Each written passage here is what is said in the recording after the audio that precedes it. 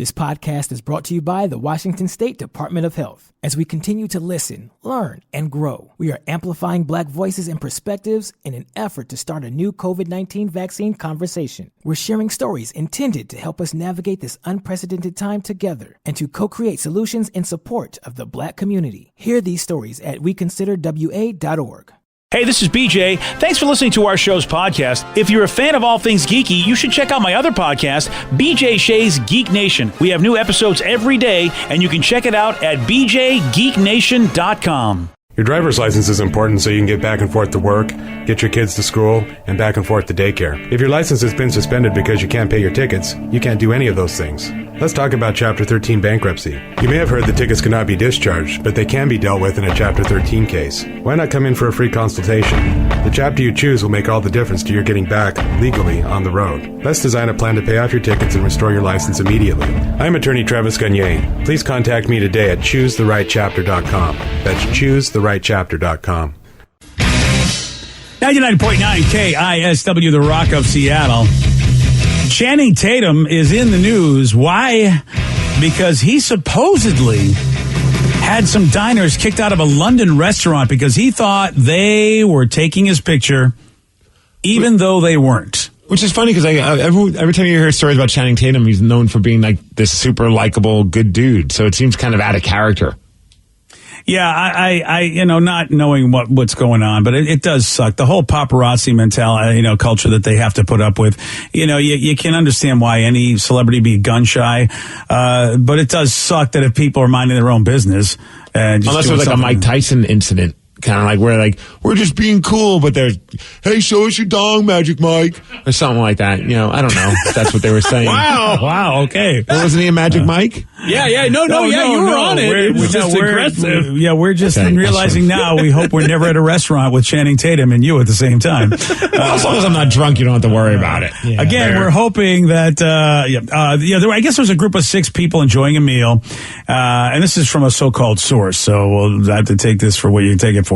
And they were apparently taking pictures of each other, and Channing thought they were taking pictures of him and furiously stuck his middle finger up at them. Okay, that's the greatest photobomb ever, though, if you're taking a picture and in the background there's Channing Tatum just flipping you off. That to me is that's my cover photo for my Facebook for life. Totally. The next thing, the maitre d' was telling them to leave. No word yet from Channing's rep. He's in London filming the next Magic Mike movie. So you're not far off, Steve. Yeah, so. What was this? Magic Mike 3? Yeah. Magic Mike 3D. Yeah. Like that one. Magic Mike 3. 2 more than you needed. And Salma Hayek's going to be in it. Oh, good. I'm excited. I've never seen Magic Mike. I've seen the second one. I've heard it's good. The first one, at least. Yeah, it was. You've seen the second one, Vicky, but you didn't see the first one. Well, my friend gave me the first one on Blu-ray to watch it, but then I didn't have a Blu-ray player. And then I went to the theater to see the second one, and it was amazing. So they gave you like a VHS of the second one. You're like, I got that. Yeah. Well, I actually do have VHS player.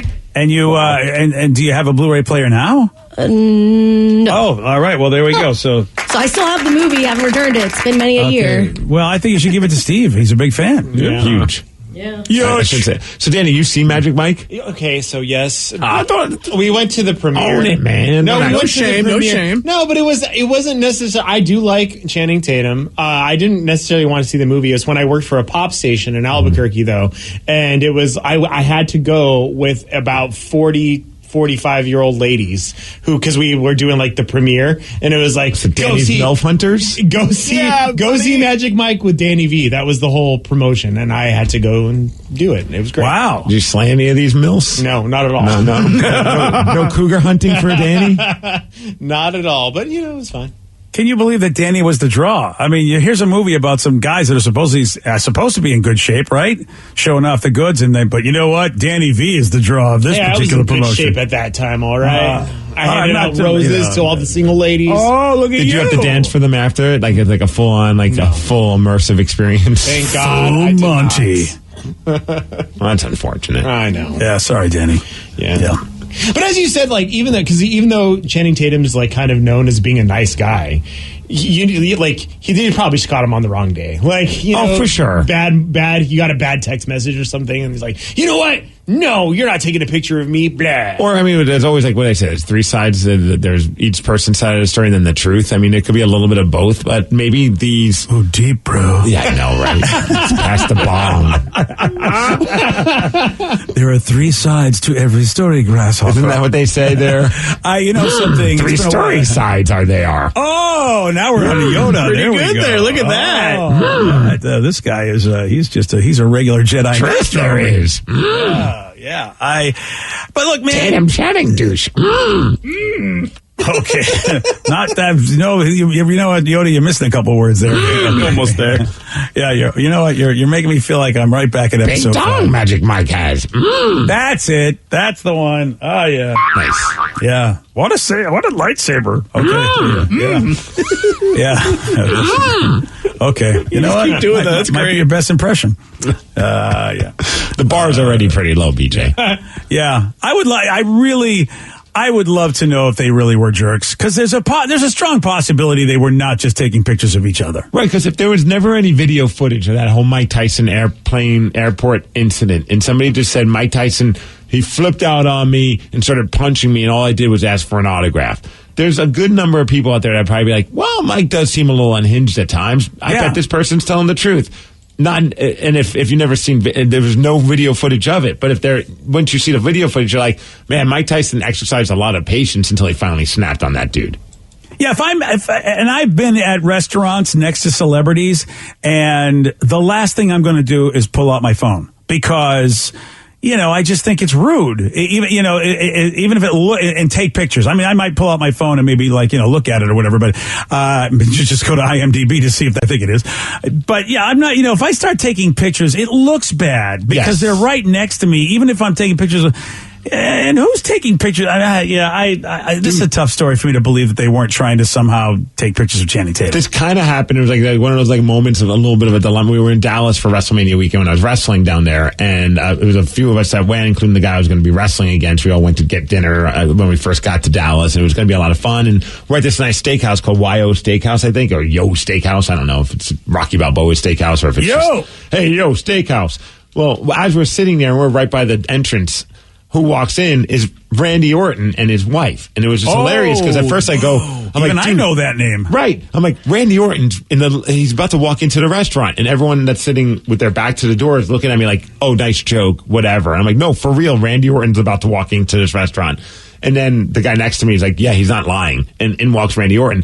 It took a little bit of I wanted to joke around, but I don't know Randy Orton in his sense of humor because he's walking in with his wife. They're all dressed up. You don't want to bug them, but I almost want to be like, hey, Randy, me and him, we're wrestling tomorrow. You want to come and check us? See what he would say. As a joke. Wow. Yeah, right? We'll put you on the list. Wow. I don't know you to be that guy. So the fact that was in your head is really shocking to me because I don't know you to be that guy, but that was in your head at least. Oh, dumb things were always in my head, whether or not I execute. Yeah. Then there was part of me, I was just like, there was an empty seat between me and that guy, and I almost wanted to be like, hey, Randy, could you just sit at that seat and could we take a picture of making it look like we're all just hanging out breaking bread with you and then go on with your day? But I was like, I know that even if he was nice about it, that's just going to trigger everyone else in this restaurant to probably be like, hey, can I get a picture too? And you just don't want to, I mean, you don't want to put that guy in that weird spot, especially when he's there with his wife.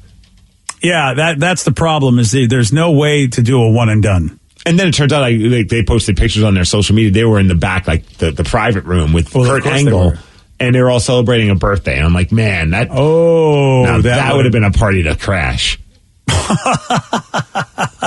I was thinking you made the right move by not ruining that whole moment. Instead, you're like, oh no, if I'd have known they were all back there. You don't want to be that person. You know, like here they are. They're just trying to have a good night out. And you know that he's probably already a little bit on guard because everybody in Dallas is a wrestling fan that weekend because there's a ridiculous tens of thousands of people flying in for the event. So, I mean, he knows he's going to be noticed.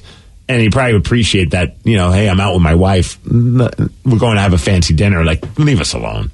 Yeah, and yet that's part of life now. I mean, whether you like it or not, that is pretty much what people do.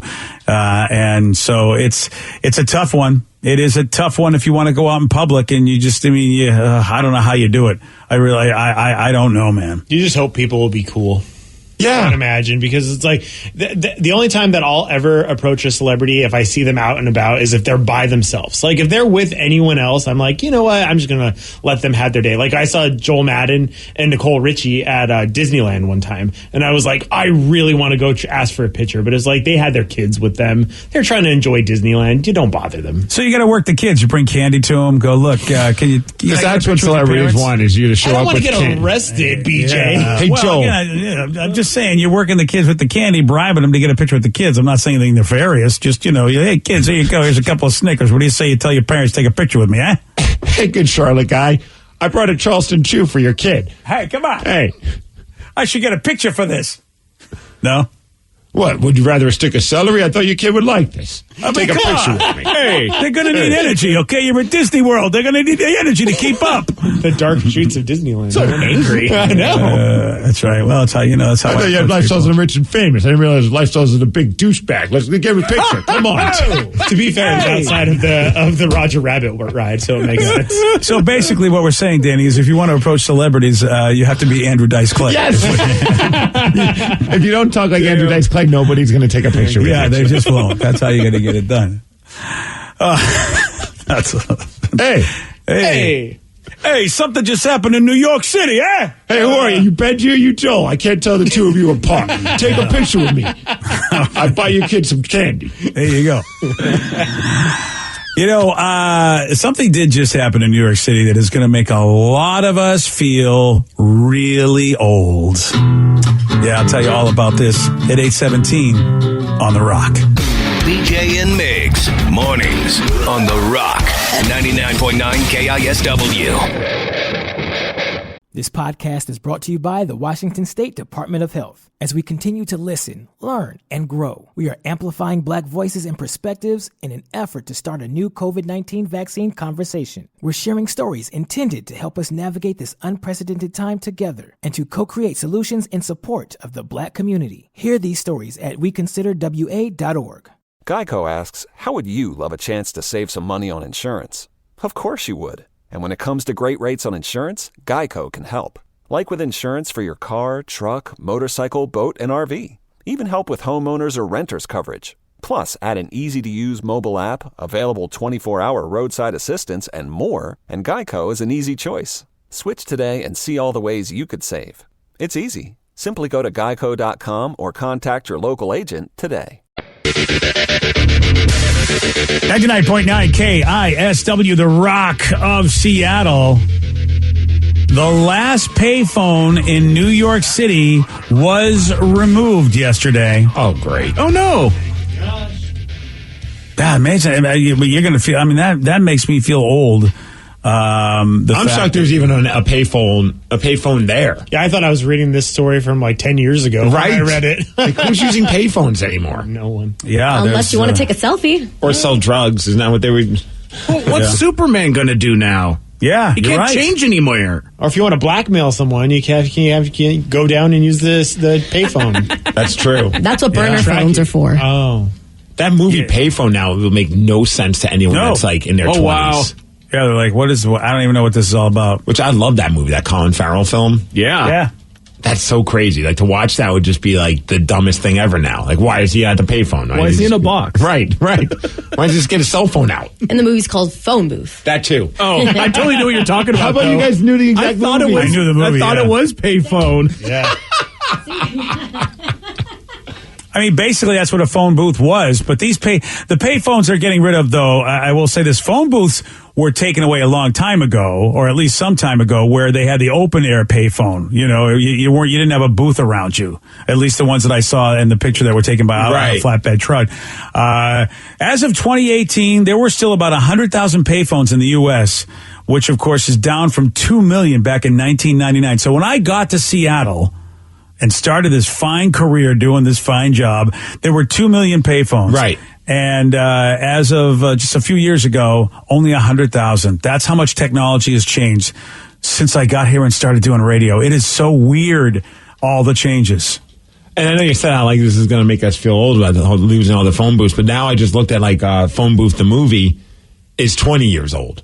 Like that just made me feel like, oh my gosh, I feel like it was just like, it just came out like maybe like 10 years ago. Yeah. So you're saying stuff like you said that people go, I don't even know what you're talking about. Exactly. Yeah. Crap. But they are replacing them. I mean, so instead of pay phones, phone booths, what they now have are these Wi-Fi kiosks where you can charge your devices and make free phone calls to anywhere in the U.S. So there still is that. Oh, wow. And they can steal my information. No, thank you. Oh, yeah, that's how they get you. Yeah. It's them and the birds, man. They're coming for us. Yeah, make sure you put that. Make sure you put your statement on Facebook, Steve, so everybody knows how you feel. I'm already doing it. Yeah, about your information being stolen. Yes. Yeah. They also have these new kiosks have a new dedicated button so you can push to call 911. That's interesting. That's a smart call. Yeah. So I see what you did there. I didn't mean it that way, but It worked. Yeah, so really, only for nostalgic reasons will we ever have that kind of stuff around, man. It is like, it's been such a part of my life, the idea of payphones, phone booths and things, and to think that they're completely gone is just nuts. There's going to be some sort of Instagrammable art experience where you get to walk around and it's the world of yesteryear. Take a picture in front of a phone booth. Right. Talk on a landline. Back in the day. Use a rotary phone. My dad used to say... A beeper. And my dad used to say stuff about things that, he used to use as a kid that were gone. And of course, stuff I never even knew about. And I'm like, whatever, old man. And now I'm that guy. Yes. Yeah. Oh, man. We used to do a radio bit where it was called Payphone Trivia, and we would get a bunch of different payphone numbers around the city, and we'd randomly call it, and whoever answered would be like, hey, we're a radio station, you can win tickets, and then we'd ask them questions, and if they got them right, they got the tickets. Yeah, now you got to do Wi-Fi kiosk, dial 911, don't get in trouble trivia. and we'll text you because we know you're not answering your phone from a stranger trivia. Yeah. Right? Yeah. Yeah. Wow. Well, welcome to nostalgia, people. Do you remember there was a moment, I don't even remember how... There's a little hole in the actual phone. Okay, I think that's something that you don't want to talk about. What are we talking about? I know they're glorious, but you're really... I said little, guys. Oh, okay. Teeny tiny. All right, I'm watching too much Kids in the Hall these days. That's the problem. And you would take a paper clip and you would put that in the hole, and then you put the other end into the mouth part of the cell phone, and it would shock something, or I don't know what it would do, but it would cause it so you can make a free phone call. And I remember thinking that was the coolest thing. I always loved any way to hack any kind of system. I was all about it. If you could cheat the system, I wanted to do it. And this was one of those ones where I remember you'd undo the paper clip, so it was now just one straight long wire, and you would I don't know, it would short it, or I don't know what it would do, but it would get you to make a free phone call. Weird. That's cool. It was awesome. Yeah, see, we never did that. We were just more delinquent than that. There was a payphone next to the arcade, and if you hit the 8 hard enough, with the palm of your hand, all the change would fly out of it, so you would get money for the arcade. Oh, wow. I didn't know about that trick. I would have been doing that forever. Oh, we did it a lot until they finally replaced it because we broke the phone. Well, you're talking about phone calls, and way back in the day, we're talking the 60s and 70s, there were people called phone freaks, and they would go to these booths and these telephones, and there was a Captain Crunch whistle that came in a cereal box that emitted the correct tone to get free long distance. Whoa. So you would get this, you would whistle it, and you could get free long distance and call anywhere from any payphone back when, long distance cost a bunch of money. Wow. Yeah. Gosh, I forgot about that. I had my MCI card and everything to be able to make long distance calls. Right? Oh, man. Gosh, all that. I mean, it's just nuts, man. Dude, my mom would mail me prepaid, so I could call them long distance, because they just knew, when I first moved out here, I was broke as broke. So the idea of even being able to make a phone call was I can't afford to make this phone call to New York, because it was before our cell phones made it so you could just call wherever and it's not an extra ding on you. And so I'd have to get this prepaid phone card and then type it all in and be like, okay, I've got 20 minutes, Mom. And then the card dies. Yeah. Yeah, I remember those. Did you guys ever get in trouble for making long distance calls when you guys were kids? Oh, dude, yes. Oh, yeah. My mom would always walk in. Who are you talking? And this is when I was 3 or 4 years old. Who are you talking to? Grandma. And Grandma lived out, in a different town. And she'd be like, why are you talking to Grandma? It's been an hour. Dude, I got in so much trouble because back in the day with AOL, there was one phone line for Tacoma. And if it packed up, you couldn't do anything. So I was like, screw that. I'll just dial to Seattle. What's the problem? problem. And then I'm on AOL long distance to Seattle because it was long distance at the time for hours. Yeah. Yeah. That's when the I got in a lot of trouble for that and one. it's like, you go. You guys ever get busted by your parents and get in trouble for calling those 900 sex lines? Oh, no, never. Me neither. Yeah. Just trying to catch you perverts. What kind of deviant do you think we are? Come on. Well, before that, they even had like the 800 ones, like the free ones. Yeah. And those were the best. Because it was just like some like just cheesy, sexy woman voice going, hey.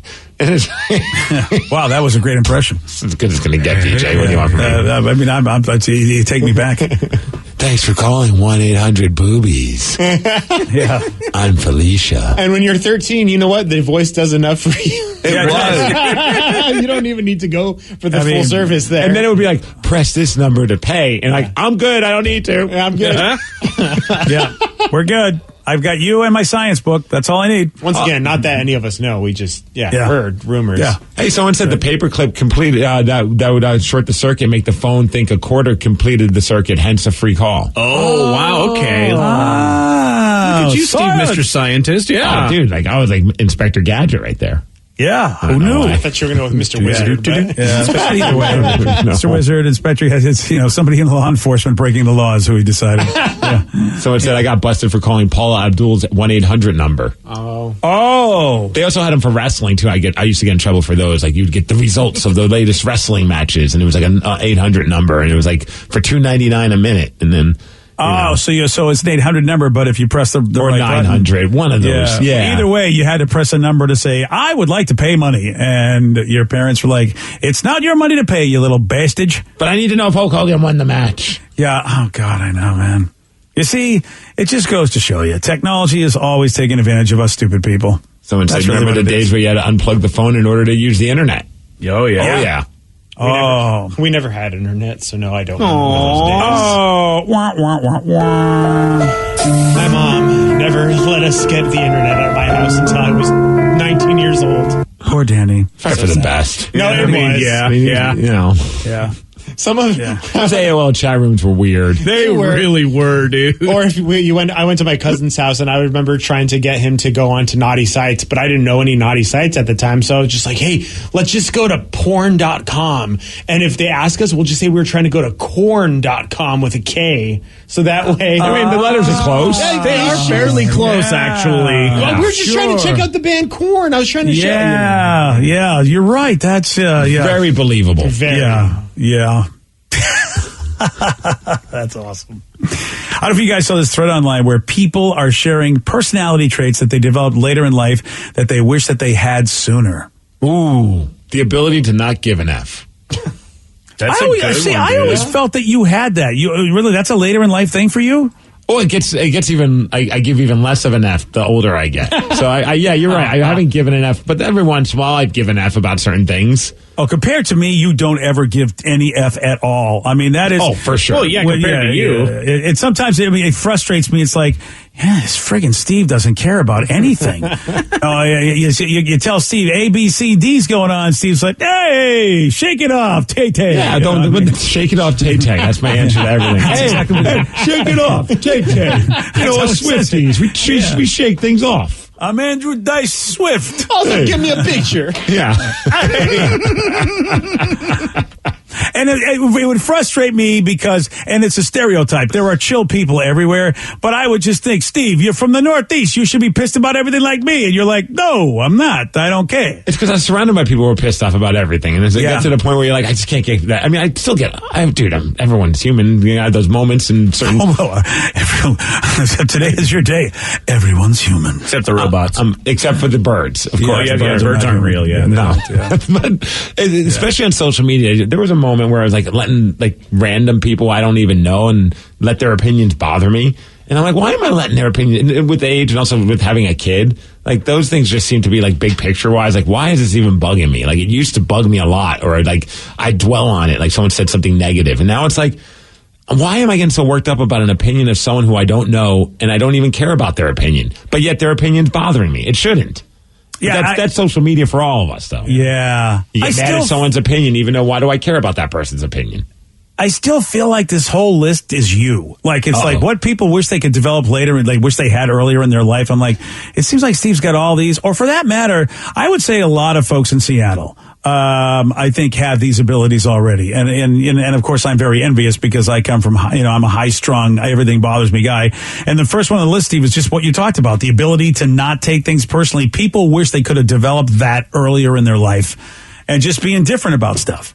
Well, I even had that, with wrestling training, like sometimes, like my buddy who's a trainer, like he's very, like, doesn't have a filter. He's just going to tell you if you think something looks like crap, something looks like crap. And I remember at first when I started training with him, he's like, I hope that doesn't bug you. I'm like, you're not saying I'm crap. Like, I'm as a human being crap. You're saying what I just did looked bad. Like, I can improve on that. Like, I can't, if you're telling me my personality is pure crap, then that's going to hurt my feelings. Sure. But, like, if you're saying, like, this way I gave a suplex looks stupid, can you do it better? Like, that's okay. Like, that's something I could, you know what I mean? Like, I think we get too worked up about people having critiques, and it's like, well, critiques, hopefully you can improve upon them, and if their heart's in the right place. Well, that's a tough one because, there's a way people just think you should speak to people now. True. And that's a tough one, which is really challenging for me coming from a place where we use harsh language, but it's just our language. It doesn't bother us. It just doesn't bother us. But then again, look, if you're talking to somebody, you want to really communicate in a way that doesn't hurt them. It's a tough one. As far as that goes. But even still, Steve, at least in the journey I've traveled therapeutically, not taking things personally, like even when someone wants to say something bad about your personality, it's like they teach you, it's like, well, that's what they think, but then, who cares what they think? They can think you got a horrible personality, but it's like, that doesn't mean you've got to believe you got a horrible personality. It's like that they could be insane. They could be in a bad mood. They could be completely misunderstanding you. And so for me to take it personally, which has been my whole life, I've been doing that my whole life. And it's like, man, I really wish I knew this sooner. I think it's funny. I always use like social media as the example because I think you get to see like this mob mentality or just how people get like all worked up over sometimes stupid things people say. Like someone will say something like, I have a terrible take about the Seahawks. Let's just use for an example. Like, I don't know what it is, but like, let's just say they think, Levi Lewis is the future of the team or something like that. Something random.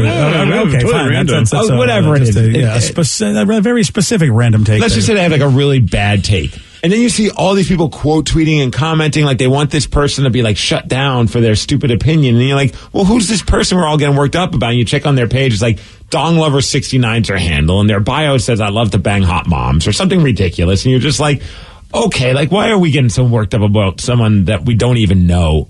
Let them have the bad opinion. All you're doing is giving them more of a spotlight for their bad opinion by commenting on it. Yeah, and really, it's the idiot friend that everybody knows, and therefore there's it's like when you just get these random posts on Facebook, you don't know these people, so there's not a well-rounded relationship to be able to go, oh, that's just Jimmy, he's a moron, but he's really a great guy, as opposed to, God, all I'm getting is these moron posts from somebody I don't know, so of course I'm going to think badly of them.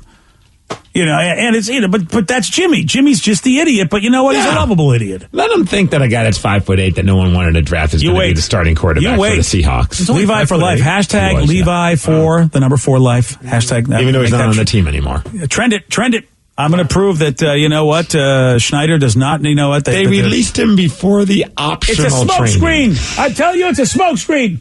Okay. He's going to be the future star of your Seattle Seahawks. How about this one? The ability to tell yourself to shut up when you start overthinking. That'd be cool. That's the hardest one. Yeah. I say again, I feel like none of you do it as badly as me. Well, how would you know? Yeah. If it's in our head. Oh, see, I'm a verbal processor. That's the thing. I'm overthinking. I'll spend an entire day arguing with something that I think like I had in my head that I had beef with some guy that like will like wrestle with like in Portland. I show up to Portland fully in my head. Like I've had a week of like thinking like this guy doesn't like me. How am I going to handle it? And then I see him and like, it's like as if like he saw his best friend in the world. I'm like, I just completely convinced myself that we had an issue with each other and there was none. There was none. About that? Yeah. It's because maybe like something like maybe he joked a couple of weeks ago about something with me and thought like he probably joked because he thought, oh, Steve's one of my boys, I could give him a hard time, and it wasn't anything bad. I just processed it thinking, oh, he doesn't like me, and then I see him and it's like as if like we're catching up, like as if we're like relatives. Oh, that happened to me. That happened to me when I moved here, Steve. Because in the Northeast, when you rib somebody, that means you really dig them. It was not received that way here by a lot of people. Yes. So a lot of people thought I didn't like them, and for a long, and of course in Seattle you don't say anything. So it was like in some cases years when somebody finally said, "I thought you hated me when you first met me." I'm like, "Why?" Because all you did was insult me. You sang songs about what a moron I am. I'm like, dude, that's I'm so sorry. That's how we do where I come from. Yeah. If you don't like somebody where I come from, you completely ignore their existence. You don't even give them any attention at all if you don't like someone. I'm glad you and Vicky made up.